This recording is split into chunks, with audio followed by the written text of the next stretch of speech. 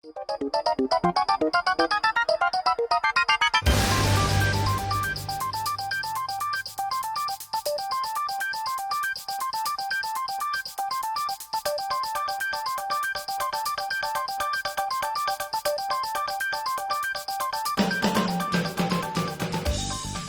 Buckeye Telephone Museum was started by several of the telephone employees.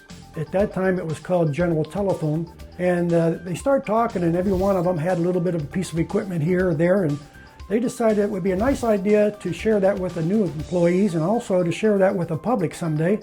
And they decided they would try to get together a telephone museum and see if they couldn't get it set up where we could get the things together and be able to put them on display.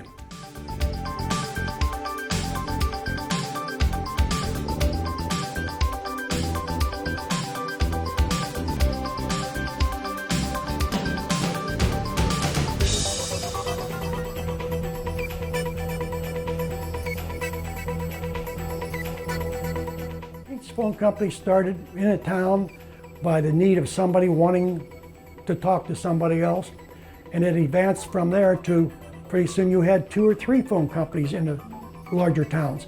Back in 1935, there was 455 telephone companies in the state of Ohio, and the headquarters were here in Marion. It made a central location in the state of Ohio, and over a period of time, these phone companies were bought out by the larger one, and larger ones, and then larger ones. And I believe now, I think we're in the neighborhood of 30. And some of these phone companies are still independently owned by the mom and pop, and they're still serving their customers out in the area.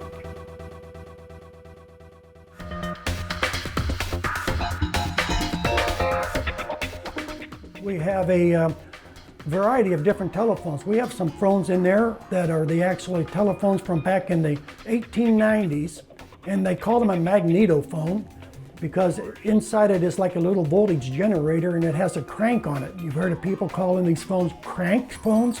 Well, it's a crank phone because you have to crank it, turn your handle like that, and turn the generator over so it would send a voltage out across the line to the next phone that they were calling. We also have inside the museum a wall full of different types of wiring that's been used over a period of time.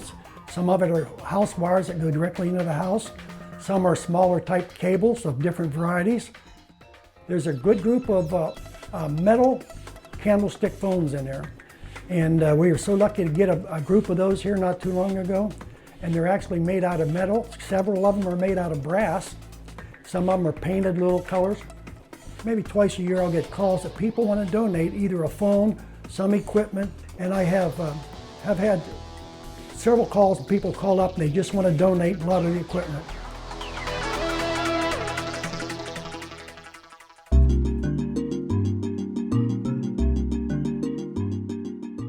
Upon a visit to the Buckeye Telephone Museum, we usually go explanation of how a telephone works because a lot of people don't realize it takes 2 different types of voltages to make your telephone work. I have school groups coming in, children anywhere from 8 to 12 years old, and I go over the telephone, how the telephone works with them, and tell them about the 2 voltages it takes to get telephone work. And I really try to make an effort to talk to them and I try to explain to them, but yet let them go ahead and see some of these things and let them use the phone systems that we got here for them to use.